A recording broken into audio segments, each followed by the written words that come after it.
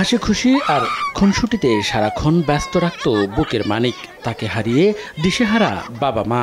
2 বছরের শিশু সাজিদের মর্মান্তিক মৃত্যুতে শোকাহত স্বজন ও এলাকাবাসী।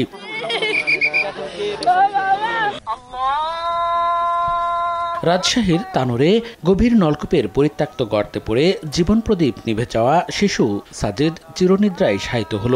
শুক্রবার সকালে বাড়ির পাশে জানাজা শেষে কোয়েলহাট সরকারি কবরস্থানে তাকে দাফন করা হয়। শিশুটির নিথর দেহ দেখে অশ্রুসিক্ত হয়ে পড়েন হাজারো মানুষ। বরেন্দ্র অঞ্চলে একটা ডিপ বসাতে গিয়ে কয়েক জায়গাতে বোরিং করতে হয়, তো সকলেই যেন সতর্ক হয়। যেখানে গর্ত সেখানে মোজা দিবে, তাহলে এই অকাজটা আমাদের ঘটতো না। সবাই নিজের দায়িত্বের বিষয়ে সতর্ক থাকে, যাতে আর কারো কোনো ক্ষয়ক্ষতি না হয়। বুধবার দুপুরে মায়ের সঙ্গে বাড়ির পাশের বিলে যাওয়ার সময় পরিত্যক্ত গভীর নলকূপের গর্তে পড়ে যায় শিশু সাজিদ। পরে শুরু হয় উদ্ধার অভিযান।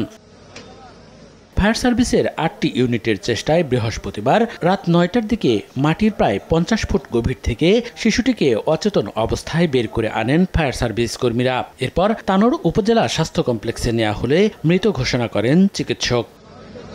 সময় সংবাদ, রাজশাহী।